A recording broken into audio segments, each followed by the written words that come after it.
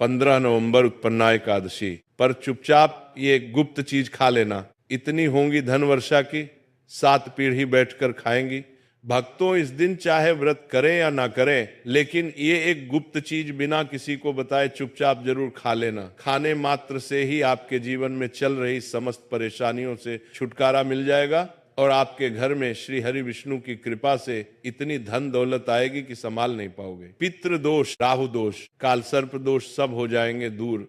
भक्तों, 15 नवंबर को पड़ने वाली उत्पन्ना एकादशी बहुत ही विशेष और फलदायी एकादशी मानी जाती है, क्योंकि इस दिन व्रत और पूजा करने के साथ साथ यह एक गुप्त चीज खाने मात्र से पुराने पाप नष्ट हो जाते हैं और मानसिक शांति प्राप्त होती है। भक्तों, उत्पन्ना एकादशी के महत्व की बात करें तो उत्पन्ना एकादशी का व्रत बहुत ही खास माना जाता है। मान्यता के अनुसार भगवान विष्णु ने इस दिन मोर असुर नामक राक्षस का वध किया था, जिससे संसार में धर्म की पुनर्स्थापना हुई। इसी कारण इसे पापों का नाश करने वाली और मोक्ष प्रदान करने वाली एकादशी कहा गया है। जो भी व्यक्ति इस दिन श्रद्धा से व्रत रखकर श्री हरि विष्णु की पूजा करता है, उसे पापों से मुक्ति, सुख, समृद्धि और मोक्ष की प्राप्ति होती है। खासकर जिनकी संतान प्राप्ति, वैवाहिक सुख और धन संपत्ति की इच्छाएं हैं, उनके लिए यह व्रत बहुत लाभकारी। ठीक उसी तरह उत्पन्ना एकादशी का व्रत रखने के साथ साथ ये चीज खाने से जीवन में सुख, शांति और समृद्धि आती है और आपकी समस्त मनोकामना पूर्ण होती। वैसे तो ये व्रत निर्जला रखा जाता है, लेकिन अगर आप उत्पन्ना एकादशी की रात एक विशेष चीज खा लेते हैं तो आपके घर में धन संपदा इतनी बढ़ जाएगी कि वो कभी समाप्त नहीं होगी। ये उपाय बहुत ही सरल और चमत्कारी है, जिसे अपने जीवन में जरूर लागू करना चाहिए। भक्तों, आने वाली 15 नवंबर उत्पन्ना एकादशी के दिन जिन लोगों के घर में खाइयां बनाई जाती है, ये 3 चीजें उसके घर में पूरे साल होती है। धन दौलत की वर्षा। जी हाँ भक्तों, यह मार्गशीर्ष माह की पहली एकादशी पूरे के पूरे 99 वर्षों के बाद दुर्लभ संयोग में पड़ने जा रही है। ये एकादशी कार्तिक के बाद पड़ती है, तो ऐसे में इस एकादशी का महत्व हिंदू धर्म के लोगों के लिए और भी बढ़ गया और 15 नवंबर उत्पन्ना एकादशी के दिन भले ही पूजा पाठ ध्यान करना ना करना, लेकिन ये गुप्त चीज जरूर खा लेना। भगवान विष्णु जी और माता लक्ष्मी जी के आशीर्वाद से आपके घर में इतना पैसा आएगा कि संभाल नहीं पाओगे। साथ ही भक्तों, हम आपको इस प्रवचन में यह भी बताएंगे कि चाहे कुछ भी हो जाए, लेकिन 15 नवंबर उत्पन्ना एकादशी पर ऐसा खाना घर में भूल कर भी मत बनाना और ना ही उसे खाना।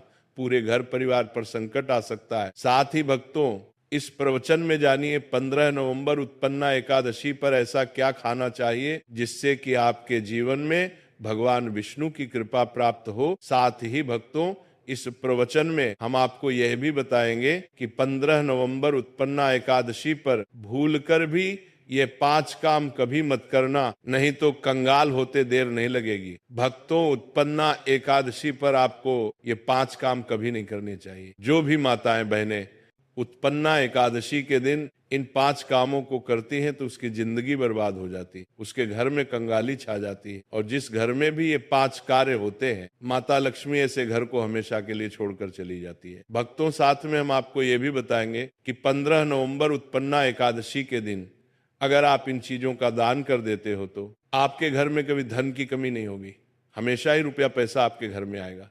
इसीलिए आप प्रवचन को पूरा ही देखें, आधा अधूरा ना देखें। भक्तों, चाहे जो भी हो जाए, लेकिन उत्पन्ना एकादशी के दिन एक छोटी सी चीज जरूर खा लेना। यकीन मानिए, यदि अगर आपने खा लिया तो आपके जीवन से सारे कष्ट दूर हो जाएंगे। जी हाँ भक्तों, इस बार 99 वर्षों के बाद उत्पन्ना एकादशी ऐसे शुभ समय में पड़ने जा रही है जो हिंदू धर्म में सबसे श्रेष्ठ मानी जाती। इस दिन किया गया कोई भी उपाय कभी भी निष्फल नहीं जाता, बेकार नहीं जाता, हमेशा लाभ ही लाभ प्रदान करवाता है।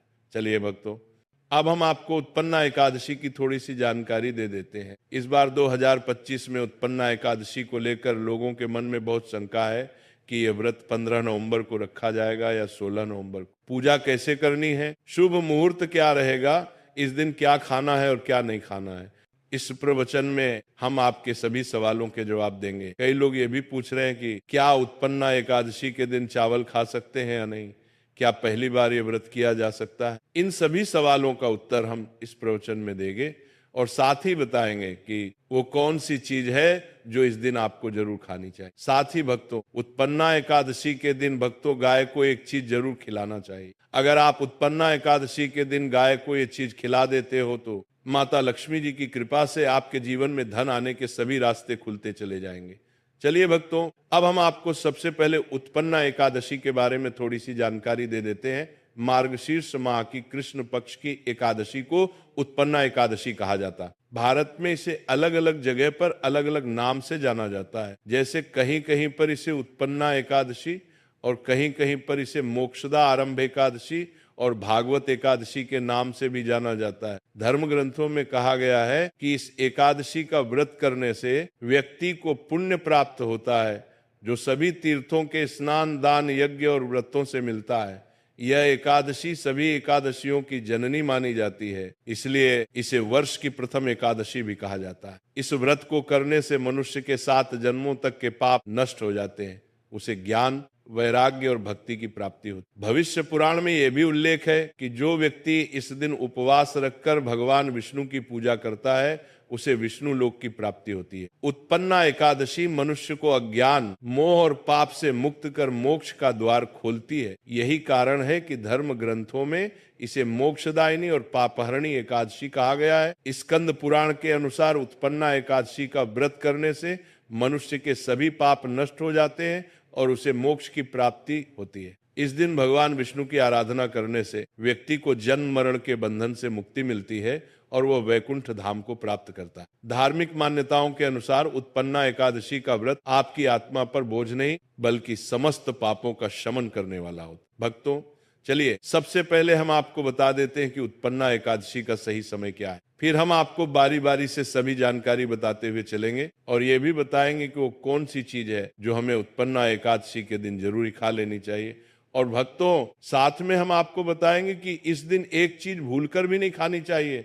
अगर आप ये चीज भूलकर भी खा लेते हो तो आपके घर में अनहोनी हो सकती है, तो ऐसा अनर्थ काम भूलकर भी मत करना और अनर्थ होने से पहले इस प्रवचन को आप पूरा जरूर सुन लेना। तो चलिए दोस्तों, जानते हैं उत्पन्ना एकादशी की सही तारीख, टाइम के बारे में।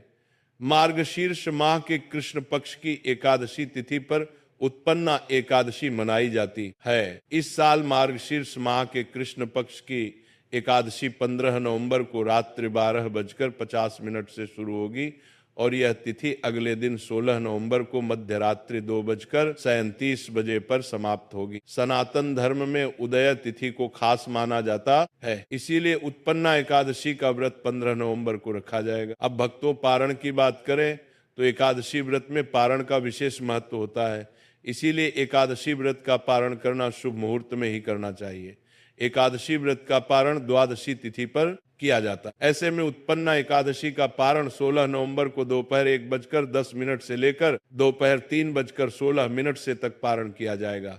व्रत का पारण करने के बाद अन्न और धन का दान जरूर करना चाहिए। चलिए भक्तों, अब हम उत्पन्ना एकादशी की सरल पूजा विधि और शुभ मुहूर्त के बारे में जान लेते हैं। इस दिन को सही तरीके से और श्रद्धा के साथ मनाने के लिए सबसे पहले आपको सूर्योदय से पहले ब्रह्म मुहूर्त में उठना है। फिर स्नान करके पूजा स्थान पर जाएं और भगवान सूर्य को 1 लोटा जल अर्पित करें।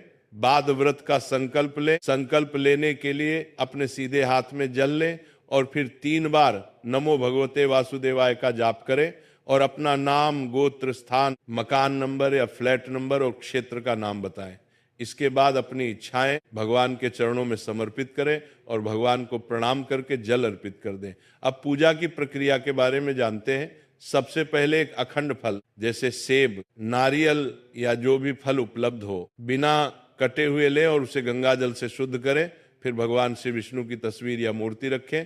अगर आपके पास मौली, पान, सुपारी, लौंग, इलायची या पान का पत्ता हो तो उन्हें भी सजा कर रखें। अब भगवान को बुलाने की प्रक्रिया, जिसे प्राण प्रतिष्ठा कहते हैं, इसके लिए भगवान की तस्वीर को स्थापित करके उस स्थान का शुद्धिकरण करें। गंगा जल मिश्रित जल से उस स्थान पर छींटे डालें और एक फूल रखें। फिर भगवान को आचमन कराएं, तिलक लगाएं, अक्षत चढ़ाएं, फूलों की माला पहनाएं और पुष्प अर्पित करें। धूप दिखाएं और घी का दीपक जलाएं। ध्यान रखें कि दीपक को उठाना नहीं है। दीपक को जहां रखा है वहां चावल या फूलों का आसन बना लें और फिर दीपक रखें।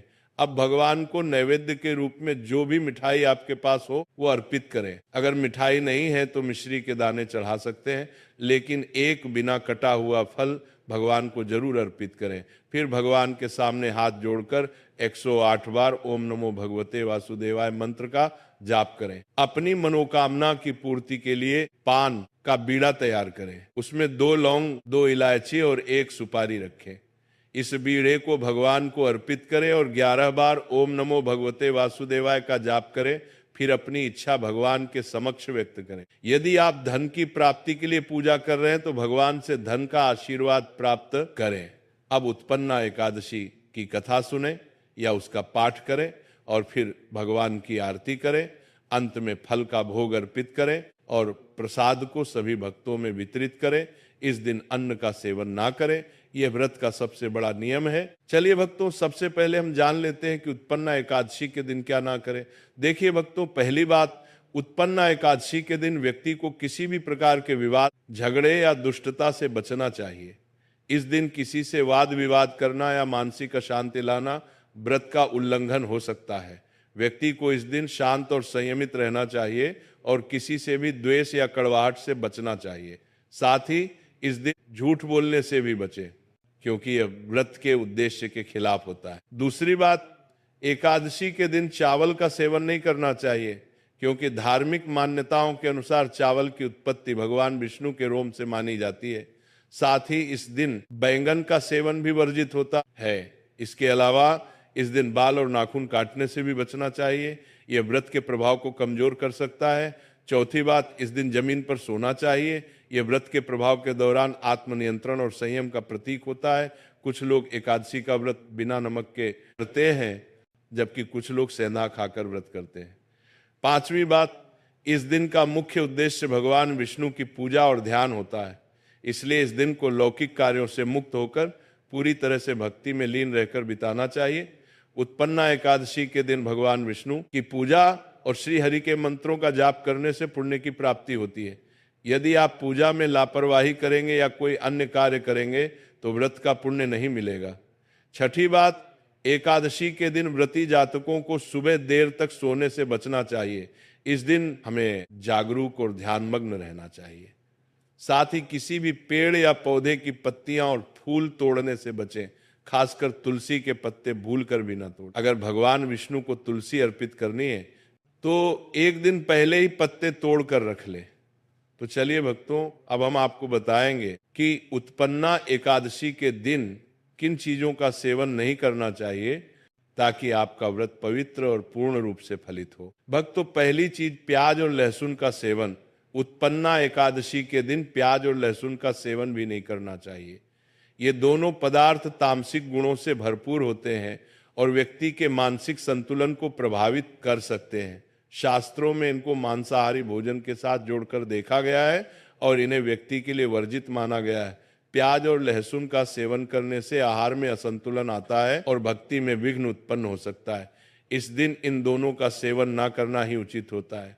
दूसरा है नशे से संबंधित पदार्थ। उत्पन्ना एकादशी के दिन शराब, तंबाकू, गुटखा, मादक पदार्थ आदि का सेवन पूरी तरह से निषेध है।